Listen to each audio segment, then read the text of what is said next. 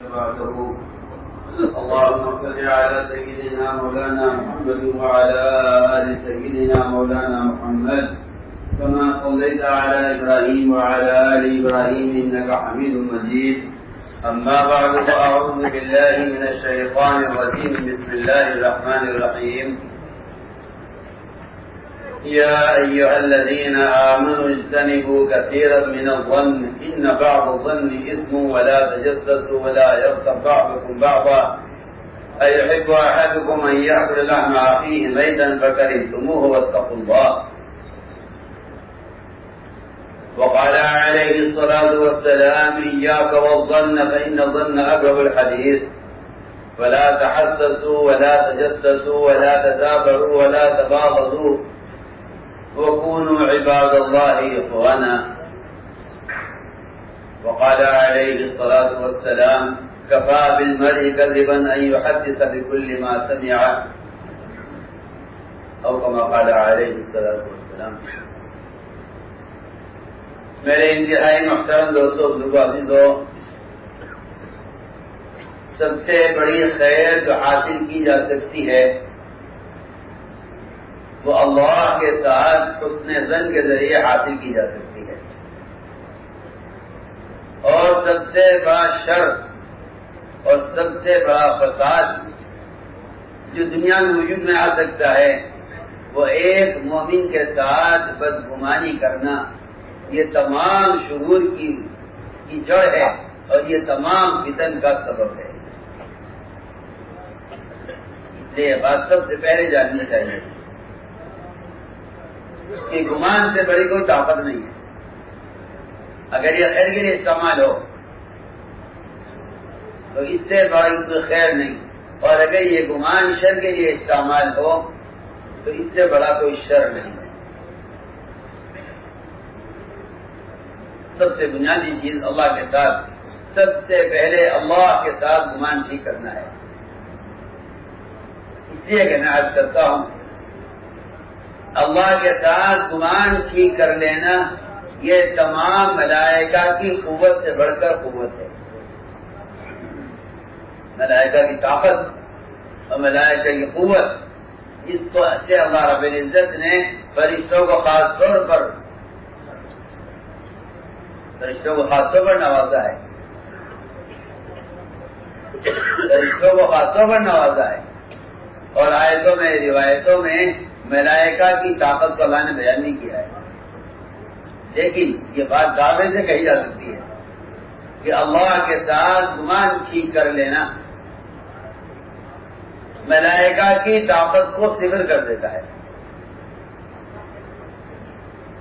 ملائکہ کی طاقت کو صفر کر دیتا ہے. اگر کوئی شخص اللہ کے ساتھ گمان ٹھیک کر لے تو وہ ملائکہ سے مستغنی ہو جاتا ہے. سب سے پہلی مثال ہے ابراہیم علیہ السلام کو جب آگ میں ڈالا گیا تو ابراہیم علیہ السلام توپ اور آگ کے درمیان فضا میں تھے. توپ اور آگ کے درمیان فضا میں تھے. علماء نے لکھا ہے کہ اس وقت ابراہیم علیہ السلام کو جبرائیل نے اپنی مدد پیش کی. جس وقت ابراہیم علیہ السلام توپ اور آگ کے درمیان ہوا میں تھے، کیا مدد کے لیے حاضر ہے؟ نہیں. اگر اللہ کے ساتھ آپ کا گمان درست ہے تو آپ صاف کہہ دیں گے ہمیں آپ کی حاجت نہیں ہے. ہمیں آپ کی حاجت نہیں. آپ صاف کہیں گے ہمیں آپ کی حاجت نہیں. سنیے دھیان سے بات. آپ صاف کہیں گے کہ ہمیں آپ کی حاجت نہیں. اس لیے کہ مومن اور خالق کے درمیان کسی ذریعہ کا داخل ہو جانا اللہ سے بدگمانی کے لیے کافی ہے. اللہ کے ساتھ بدگمانی کے لیے کافی ہے.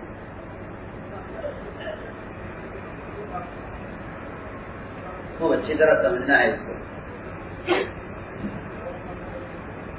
کہ جو اللہ کے ساتھ بدگمان ہو جاتا ہے وہ اللہ سے کوئی خیر حاصل نہیں کر سکتا، اور جو اللہ کے ساتھ گمان ٹھیک کر لیتا ہے اللہ رب العزت اس کے گمان کے مطابق اس کے ساتھ ظاہر کے خلاف کر کے دکھلاتے ہیں۔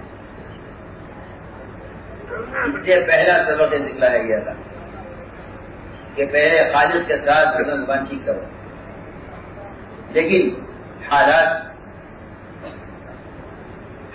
سب سے پہلے مومن کے گمان پر حملہ کرتے ہیں، مومن کے گمان پر حملہ کرتے ہیں۔ تو یہ حالات ہیں، ان حالات میں کیا ہو سکتا ہے؟ آپ صلی اللہ علیہ وسلم مکہ مکرمہ سے جس حال میں نکالے گئے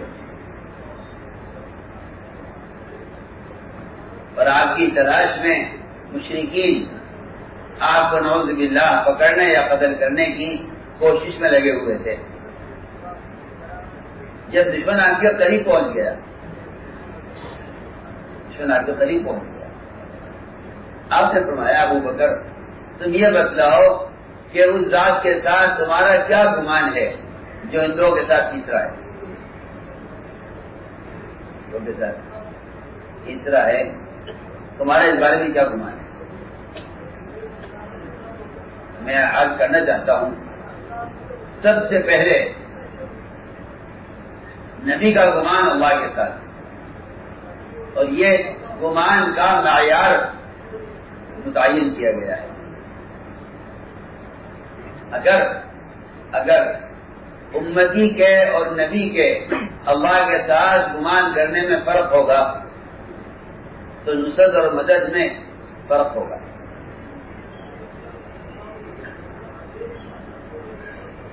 اس لیے یہ بات بالکل صاف ہے کہ اس طرح نبی کو اللہ کے ساتھ گمان کرنے کا حق ہے اور اس کا ایک معیار ہے، امتی کے لیے اللہ تعالی کی طرف سے نبی کی معیت کے ساتھ اللہ تعالی کی معیت کا وعدہ امتی سے بھی ہے۔ جو اللہ کی معیت نبی کے ساتھ ہے وہ اللہ کی معیت امتی کے ساتھ ہے، وہ اللہ کی معیت امتی کے ساتھ ہے۔ بلکہ آپ اگر غور کریں اس بات پر کہ موسیٰ علیہ السلام نے سامنے سمندر کو دیکھ کر اور پیچھے فرعون کا لشکر، یہ قوم نے یہ کہا انا لمدرکون، قوم نے کہا انا لمدرکون کہ ہم تو پکڑ لیے گئے ہیں، اب کوئی راستہ نہیں ہے۔ موسیٰ علیہ السلام نے یہ کہا قوم سے ان معی ربی سیہدین، ان معی ربی سیہدین، میرے ساتھ میرا رب ہے اور راستہ نکالے گا۔ لیکن جہاں نبوت کا سلسلہ ختم ہو رہا ہے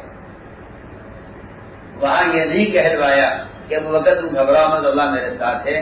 جہاں نبوت کا سلسلہ ختم ہو رہا ہے وہاں یہ کہا گیا ہے کہ اللہ تعالی کی معیت کا جو وعدہ میرے ساتھ ہے وہ وعدہ میرے امتی کے ساتھ ہے۔ وعدہ آپ دیکھ لیجیے موسیٰ علیہ السلام کے جواب میں ان معی ربی سیہدین، اور آپ کے جواب میں ان اللہ معنا، معنا جو معیت اللہ کی میرے ساتھ ہے وہ معیت تمہارے ساتھ ہے۔ بعض روایتوں میں تو یہاں تک ملتا ہے کہ آپ نے فرمایا ہے صحابہ کرام سے کہ تمہارے بعد جو لوگ دنیا میں آئیں گے ان میں ایک مومن کی مدد 10 صحابہ کے بقدر کی جائے گی، اور ایک مومن کو جو عمل پر اجر ملے گا 50 صحابہ کے بقدر ملے گا۔ کیوں؟ تاکہ امت کسی موڑ پر کسی موقع پر امت مایوسی کا شکار نہ ہو، امت مایوسی کا شکار نہ ہو۔ مجھے اسے عرض کرنا ہے کہ سب سے پہلی بات یہ ہے کہ اللہ کے ساتھ گمان ٹھیک کیا جائے، لیے کہ انا عند ظن عبدی بھی، میں اپنے بندے کے گمان کے ساتھ ہوں، میں اپنے بندے کے گمان کے ساتھ ہوں. اس لیے سب سے پہلا کام شیطان کا یہ ہوتا ہے کہ وہ مومن کو سب سے پہلے اللہ کے ساتھ گمان کرنے کی کوشش کرتا ہے کہ وہ جانتا ہے کہ سب سے بڑی قوت اگر اس کے پاس ہے تو وہ اللہ کے ساتھ گمان کرنے کرنا ہے. اس لیے میرے دوستوں عزیزوں، یہ پہلی بات ہے کہ اللہ کے ساتھ گمان ٹھیک کیا جائے. دوسری بات یہ ہے کہ جس طرح اللہ کے ساتھ گمان ٹھیک کرنا کسی خیر کے حاصل کرنے کے لیے شرط ہے، ایسے ہی اللہ کے بندوں کے ساتھ بھی گمان ٹھیک رکھو. گمان کا درست ہونا یہ ایسا نظام کو تبدیل کر دے گا اور ایسی مدد لائے گا جہاں مومن کا خیال بھی نہیں جا سکتا. آپ دیکھیں گے اگر گمان پر ابراہیم علیہ السلام کے گمان پر آگ ٹھنڈی ہو سکتی ہے تو بالکل ایک صحابی کے ابو دردہ رضی اللہ تعالیٰ عنہ کے اللہ کے ساتھ گمان ٹھیک کرنے پر ان کے گھر میں لگی ہوئی آگ بھی اسی طرح ٹھنڈی ہو گئی. میں سمجھتا ہوں دونوں لوگوں کا یہاں بھی آگ لگی ہوئی ہے اور وہاں بھی گھر پر آگ لگی ہوئی ہے. لوگ اپنی آنکھوں سے اس آگ کو دیکھ کر کہہ رہے ہیں کہ ابو دردہ ہمارا مکان جل رہا ہے. کہ نہیں، میں اللہ تعالیٰ کے وعدے میں شک کرنا اللہ کے ساتھ بدگمانی کرنا ہے. اللہ کے وعدے میں شک کرنا اس لیے کہ دو چیزیں مقابلے کی ہوں گی، خبر اور نظر. خبر اور نظر یہ دو چیزیں مقابلے کی ہیں. جو خبر کا یقین کرے گا وہ نظر اس کے نزدیک کوئی چیز نہیں ہے اور وہ نظر سے نقصان نہیں ڈال سکتا. جو نظر کا یقین کرے گا وہ خبر سے کوئی استفادہ نہیں کر سکتا. تو خبر سے فائدہ نہیں. یہاں مقابلہ خبر نظر کا ہے، یہاں مقابلہ خبر اور نظر کا ہے. ابو دردہ کے پاس خبر ہے، ابو دردہ کے پاس خبر ہے کہ اگر یہ دعا پڑھ لے تو صبح سے لے کے شام تک اور شام کو پڑھ لے تو صبح تک اس پر کوئی آفت کی مصیبت نہیں آ سکتی. یہ خبر ہے. اس لیے میں سب سے پہلے آپ کرنا چاہتا ہوں کہ اللہ کے ساتھ گمان ٹھیک کرنے کے لیے سب سے پہلے وعدوں کا یقین ہے. ہم تو سمجھتے ہیں کہ ہمارے یہاں فضائل کی تعلیم کا اصل مقصد اللہ کے ساتھ گمان ٹھیک کرنا ہے. اور اگر کوئی سمجھتا ہے کہ ایمان کی تجدید کے علاوہ اور کوئی سبب تعلیم کا ہے تو وہ تعلیم کے مقصد کو سمجھا نہیں. تعلیم کے مقصد کو سمجھا نہیں، وہ تعلیم مقصد کو نہیں سمجھا ہے. اگر کوئی سمجھتا ہے کہ فضائل کی تعلیم کا ایمان کی تجدید اور اللہ کے ساتھ گمان ٹھیک کرنے کے علاوہ اور کوئی سبب اور کوئی مقصد تعلیم کا ہے تو وہ تعلیم کو سمجھا نہیں. ورنہ میرے نزدیک فضائل سے عمل کا شوق پیدا ہو جانا یہ بہت ہی ابتدائی چیز ہے. یہ بہت ابتدائی ورنہ اصل بات یہ تھی کہ اس کے بعد اللہ کے وعدوں کا یقین، اللہ کے وعدوں کا یقین بڑھانا اللہ کے ساتھ گمان ٹھیک کرنے کے لیے ہے. جو وعدوں کا یقین نہیں کرے گا وہ نظر خبر کے درمیان فرق نہیں کر سکے گا. ہم بہت اہم بات ہے. تو ادھر نظر ہے کہ حالات کیا ہیں، ادھر خبر ہے کہ وعدہ کیا ہے. آپ صلی اللہ علیہ وسلم کو جب مکہ مکرمہ سے نکالا گیا اور سراقہ ابن مالک نے آپ کا پیچھا کیا، آپ تک پہنچ گیا، آپ تک پہنچ گیا. عجیب بات یہ ہے کہ اس میں اللہ تعالی کی طرف سے دین پر ہونے والے وعدے صرف عمل کرنے والوں سے نہیں کیے جا رہے ہیں، بلکہ اس کافر سے بھی وعدہ کیا جا رہا ہے جو آپ کے قدر کے لیے آپ کے قریب پہنچ گیا۔ آپ اس بات پر توجہ دیں۔ سراقہ بن مالک آپ کے قدر کے راستے آپ کے قریب پہنچ گیا۔ آپ صلی اللہ علیہ وسلم سراقہ سے کہہ رہے ہیں، سراقہ اگر یہ بات تم مان لو جو میں کہہ رہا ہوں، میں تم سے آج اس قسمہ پرسی کے عالم میں مکہ مکرمہ سے وطن سے نکالا جا رہا ہوں، لیکن تم سے آج بھی کہتا ہوں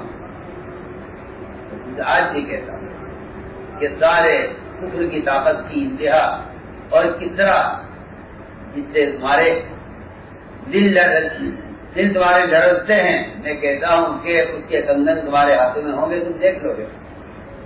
عمر رضی اللہ تعالیٰ عنہ نے سراقہ بن مالک کی طرف کسرا کے کنگن کو لڑکاتے ہوئے کہا کہ کسرا جو ہے سراقہ اس دن کا وعدہ پورا کر کے دکھا دو اپنے ہاتھ میں کنگن ڈال کر کہ آپ صلی اللہ علیہ وسلم نے اس وقت تم سے کیا کہا تھا جب تم چند اونٹ انعام میں ملنے کے شوق میں محمد صلی اللہ علیہ وسلم کو قتل کرنے کے لیے قریب پہنچ گئے تھے، اس وقت تم سے اللہ کی دین کا وعدہ کیا تھا۔ ہم کچھ کہنا چاہتے ہیں اللہ کے ساتھ گمان ٹھیک کرنے کے لیے ہر فرد کو اس کی ضرورت ہے کہ وہ وعدوں کے یقین اور اللہ تعالیٰ کے وعدوں کو سننے سنانے کا ماحول قائم کرے۔ ہمارے یہاں تعلیم کا جو اصل موضوع ہے اور تعلیم کا جو اصل مقصد تھا وہ یہ تھا، آپ سراقہ ابن مالک سے اس دن آپ سراقہ ابن مالک سے اس طرح کے کنگن ہاتھوں میں پہنائے جانے کی بات کر رہے ہیں جس دن سراقہ آپ کے قتل کے لیے آپ کے قریب پہنچ گیا۔ آپ اس سے اندازہ کیجیے کہ کیا حالات ہیں اور اللہ کے ساتھ کیا گمان ہے، اور اس گمان کی خبر کس کو دی جا رہی ہے، اس بات کس سے کی جا رہی ہے۔ اس سے بھی پہلے جب آپ صلی اللہ علیہ وسلم آنے والے قبائل پر اپنے آپ کو پیش کرتے ہیں، کوئی مجھے ٹھکانہ دے دے، کوئی میری مدد کر دے، کوئی مجھے اپنے ساتھ لے جائے۔ آپ گزرتے ایک قبیلہ بکر بن وائل جو تعداد میں کہتے ہیں اپنے آپ کو کہ انگریز کے ذرات کی طرح ہے، ان سے آپ نے کہا کیا تم مجھے ٹھکانہ دے دو، تم مجھے اپنے ساتھ لے جاؤ، میں اپنا وطن چھوڑنے کو تیار ہوں، مجھے اللہ کی بات مجھے تک سمجھانی ہے۔ انہوں نے کہا کہ ہم آپ کو نہیں لے جا سکتے، اس لیے کہ ہم جہاں رہتے ہیں وہ علاقہ فارس کے تحت ہے، اور فارس بہت ظالم بادشاہ ہے، وہ کسی کا عذر کو قبول نہیں کرتا اور کسی کی غلطی کو معاف نہیں کرتا۔ ہم آپ کو ساتھ لے جانے سے ڈرتے ہیں، فارس سے ہمیں فارس کا خوف ہے، ہم آپ کو نہیں لے جا سکتے۔ آپ نے فرمایا کہ جس فارس کے خوف سے تم مجھے آج اپنے ساتھ لے جانے سے ڈر رہے ہو، میں تم سے آج کہتا ہوں کہ اگر تم 33 مرتبہ سبحان اللہ آج کہہ لو، 33 مرتبہ الحمدللہ، 34 مرتبہ اللہ اکبر کہہ لو، میں تم سے کہتا ہوں کہ فارس کی بیویاں تمہارے بستروں پر اور فارس کی اولاد تمہارے غلام ہو۔ آپ سے نہیں، میں تو مطالعہ کر رہا ہوں، یہ نہیں کہ حالات کیا ہیں۔ سب سے پہلے اللہ کے ساتھ وہ بندہ بدگمان ہوتا ہے جو حالات پر نظر رکھتا ہے۔ میں نے 2 مثالیں آپ کو خاص پیش کی، ایک مکے سے نکالے جانے کے موقع پر اور دوسرے آنے والے قبائل پر جو بہت قسم پرسی کا زمانہ تھا آپ کا۔ کوئی میرا ساتھ دے دے، کوئی ساتھ لے جائے۔ آپ ان مشرکین سے جو آپ کو لے جانے سے انکار کر پیچھے پیچھے ابو لہب آپ کو جھوٹا کہتا ہوا چل رہا، آپ اس وقت کہہ رہے تھے کہ اگر تم اس وقت 33 مرتبہ سبحان اللہ کہہ دو، آج صحیح آپ مسلمان کو نماز کے بعد ان تسبیحات کی وہ اہمیت نہیں ہے جس اہمیت سے آپ کفار اور مشرکین سے ان تسبیحات کا ذکر کر رہے ہیں. آپ اندازہ کیا کہ جن کا گمان درست ہوتا ہے وہ چھوٹی موٹی باتوں کا اثر نہیں لیا کرتے، اور جن کا گمان لگاتار درست ہوتا ہے وہ حالات پر نظر نہیں رکھا کرتے. ورنہ آپ دیکھ لیجیے حالات کیا ہے. اور آپ یہ فرما رہے ہیں کہ جس فارغ کے خوف سے تم مجھے لے جانے سے ڈر رہے ہو، میں تم سے کہتا ہوں کہ اگر 33 مرتبہ سبحان اللہ، 33 مرتبہ الحمدللہ، 34 مرتبہ اللہ اکبر کہہ لو تو اس کی بیویاں، خالد کی بیویاں تمہارے بستروں پر اور اس کی اولاد تمہارے غلام. میں نے عرض کیا کہ یہ ہے اللہ کے ساتھ گمان نہیں کرے. دوسری بات یہ ہے کہ محمد صلی اللہ علیہ وسلم اس موقع پر جو وعدہ کر رہے ہیں، وہ جو وعدے کیے جاتے تھے وہ اللہ کے ساتھ بدگمانی کرنے والوں کو اللہ کے ساتھ اچھا گمان کرنے والوں سے چھانٹنے کے لیے کیے جاتے تھے.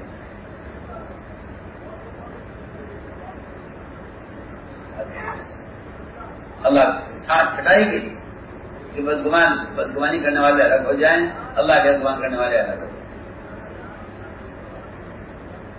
ہمیں عرض کرنا ہے اللہ کے ساتھ اچھا گمان کرنے والے الگ ہو جائیں. یہ ہے منافقین ایسے موقعوں پر حالات دیکھا کرتے تھے. ایسے موقعوں پر حالات دیکھتے تھے کہ حالات کیا ہے. منافقین حالات دیکھا کرتے تھے. اور یہ عجیب بات ہے کہ جتنے وعدے آپ نے کیے ہیں اپنے صحابہ سے، یہ سارے کے سارے وعدے ہمیشہ برے حالات میں ہوئے. سارے وعدے سب برے حالات میں.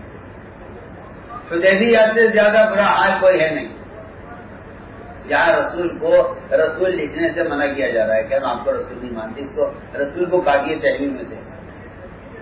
اگر آپ لکھتے ہیں کہ یہ عہد نامہ رسول کی طرف سے تو رسول کاٹیے، ہم آپ کو رسول نہیں مانتے. اور جو شرائط حدیبیہ میں لگائے گئے یہاں پر آپ نے ساری شرائط مانی ہے.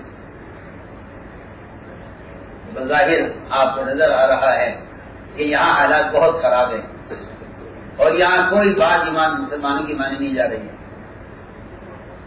لیکن یہی موقع آپ کو شکست نظر آ رہا ہے اور یہی موقع فتح کا ہے.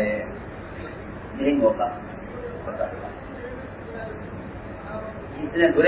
جتنے اچھے وعدے ہیں سب برے حالات میں. اگر وعدے اچھے حالات میں کیے جاتے ہیں تو منافقین بھی کہیں گے کہاں حالات بتا رہے ہیں کہ وعدے پورے ہو جائیں گے. اللہ نے سارے وعدے برے حالات میں کیے. سارے وعدے برے حالات میں. ہماری پہلی بات آپ کی یہ ہے کہ حالات کیسے بھی ہوں، حالات کیسے بھی ہوں، ہمیشہ داعی کی نظر منتہا پر اور داعی کی نظر ہمیشہ نتائج پر رہنی چاہیے. اس لیے میں بہت تاکید سے کہتا ہوں کام کرنے والوں کو کہ بجائے اخبار پڑھنے کے قرآن پڑھا کرو. بجائے اخبار پڑھنے کے قرآن پڑھا کرو. یہ کہ سب سے زیادہ اللہ سے بدگمان کرنے والا جو سبب ہے وہ سب سے بنیادی سبب حالات پر نظر رکھنا ہے. اور میں نے یہ دیکھا ہے اسی طرح کہ جب واقعات پڑھیں تو پتہ چلے گا کہ ہمیشہ ایمان والوں کی نظر حکم پر رہتی تھی اور منافقین کی نظر حالات پر رہتی.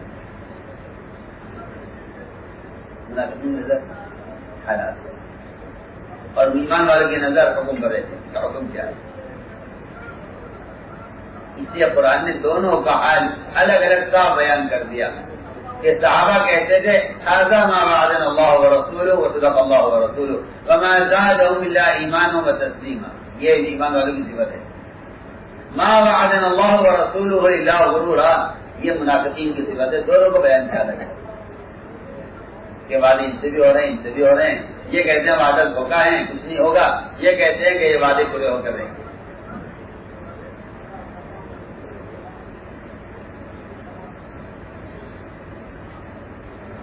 یہ میں کہتا ہوں کہ اگر نبی کی کسی خبر پر آدمی اپنے تجربات پر غور کرنے لگے، یہ تجربہ یہ ہے، تو وہ نقصان میں پڑ جائے گا اور خیر سے محروم ہو جائے گا.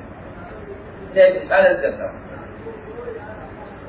ایک صاحب کو بخار ہوا، ایک صاحب کو بخار ہوا، حضور اکرم صلی اللہ علیہ وسلم ان کی عیادت کے لیے تشریف لے گئے. آپ نے فرمایا لا باس الطہور انشاءاللہ، گھبرانے کی کوئی بات نہیں ہے، ٹھیک ہو جاؤ گے، اور جب تک یہ بخار ہے تمہارا، یہ تو تمہیں گناہوں سے پاک کرنے کے لیے آیا ہے. آپ نے جو بات فرمائی اس پر اس بیمار نے یہ جواب دیا کہ نہیں جناب، آپ کیا بات کر رہے ہیں، یہ تو وہ بخار ہے جو مجھے قبرستان لے جا کے چھوڑے گا.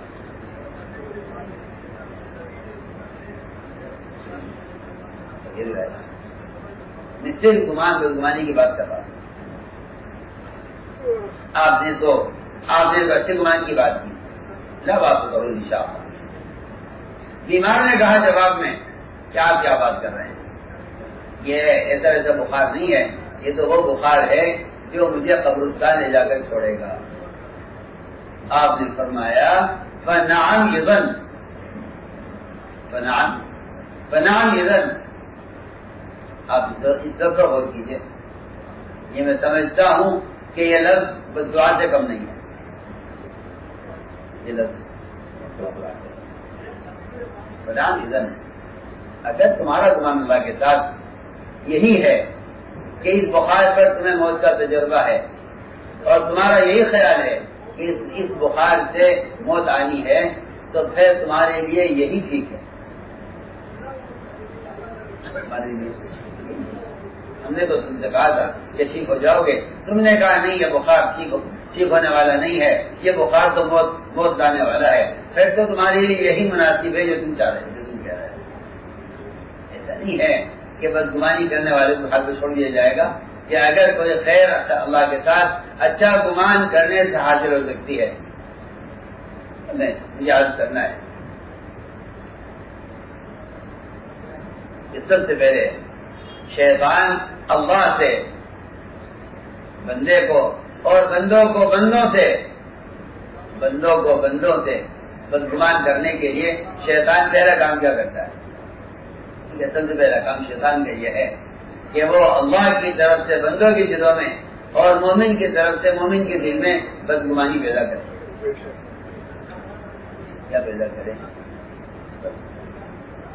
یہ ہے میں جو عرض کرنا چاہتا ہوں کہ دنیا میں جتنا فساد ہے اہل حق کے درمیان،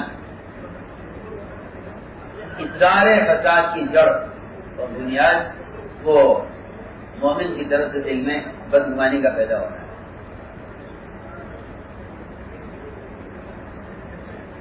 یہ حدیث صاف ہونا ہے، ایاک والظن، اپنے آپ کو مومن کے بارے میں بدگمانی سے بچاتے رہنا. لیکن حدیث یہ کہہ رہی ہے کہ جتنا بڑے سے بڑا جھوٹ بولا جا سکتا ہے، جتنا بڑے سے بڑا جھوٹ بولا جا سکتا ہے، اس سے سب سے بڑا جھوٹ مومن کے ساتھ بدگمانی کرنا ہے.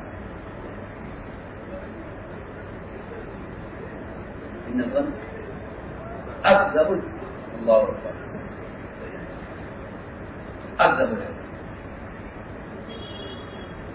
غور کیجیے، یہ مومن کے ساتھ بدگمانی کرنا یہ تمام جھوٹ میں سب سے بڑا جھوٹ، سب سے بڑا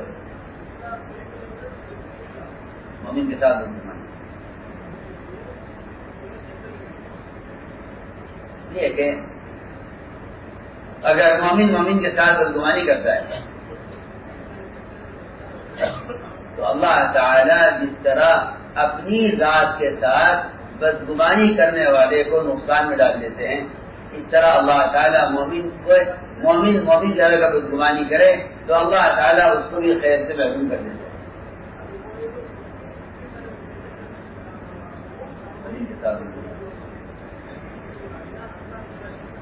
اس سے میرا دل چاہتا ہے کہ سیرت میں ان واقعات پر غور کریں جہاں بدگمانی سے نقصان ہوا ہے، اور اس پر بھی غور کریں جہاں مومن کے ساتھ حسن ظن اور اچھے گمان سے فائدہ اور نفع ہوا ہے۔ اس نے آپ کرتا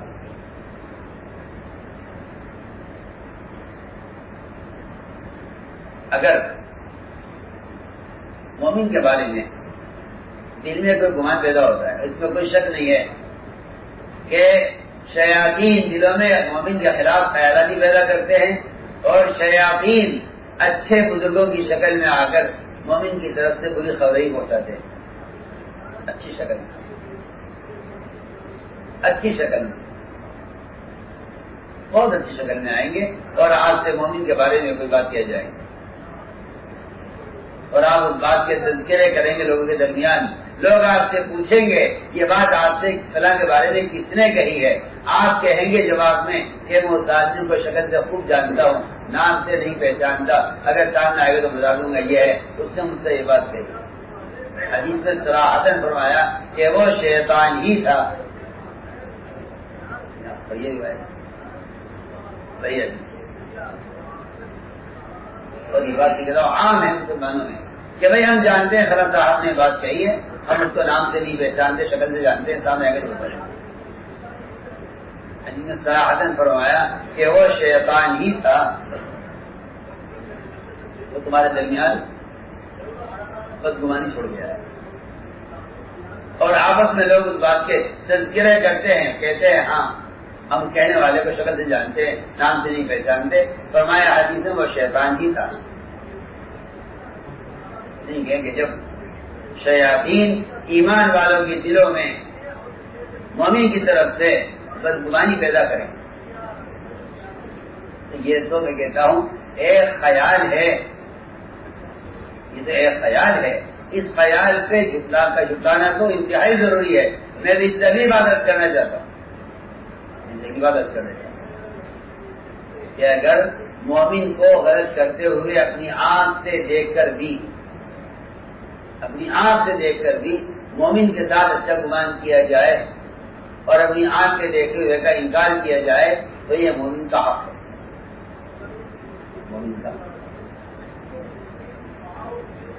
کا حق ہے، یہ مومن کا حق ہے کہ اگر تم مومن کو اپنی آنکھ سے بھی گناہ کرتے ہوئے دیکھ لو تو تم یہ کہو کہ نہیں مومن ایسا نہیں کر سکتے۔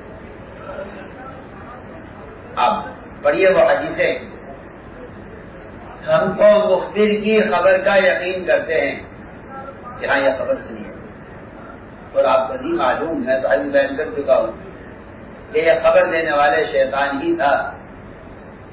ہم تو عرض کرتے ہیں کہ مخبر کی بات کا یقین کرنا تو دور کی بات ہے، آپ صلی اللہ علیہ وسلم نے تو معترف کے اعتراف کو بھی رد کر دیا،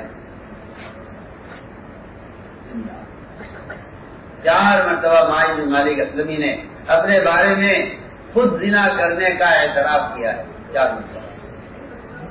آپ نے ہر مرتبہ ایک جگہ رد کر دیا کہ نہیں مومن زنا نہیں کرتا، تم کیا جانو زنا کیا، تم نے زنا نہیں کیا۔ یہاں مومن کے بارے میں ایک مخبر کی خبر کا جو یقین مسلمان کر لیتا ہے، اور محمد صلی اللہ علیہ وسلم ایک مسلمان کے اعتراف کا یقین نہیں کر رہے۔ یہاں خبر کی تصدیق ہو رہی ہے، وہاں اعتراف کی بھی تصدیق نہیں ہو رہی۔ آپ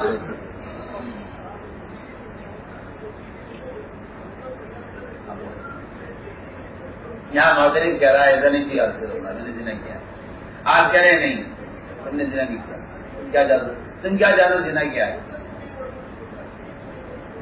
آپ تو غور کیجئے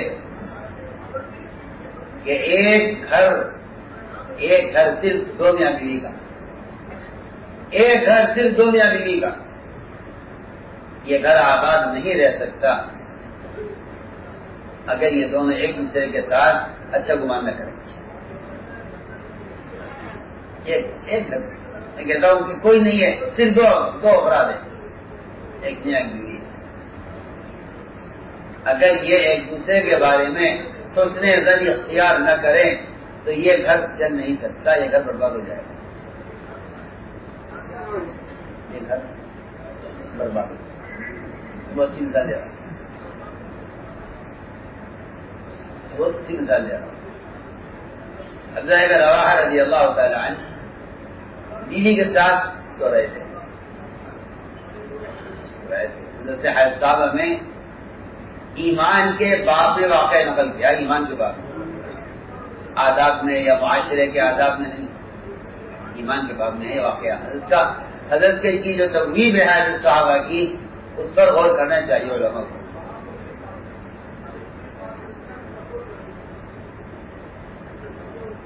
حضرت صحابہ کے جو عنوانات ہیں ان پر غور کرنا چاہیے کہ ان واقعات سے حضرت سمجھانے کیا چاہتے ہیں۔ یقین کے باب میں لائے ہیں عبداللہ بن رواحہ کا واقعہ، یقین کے باب میں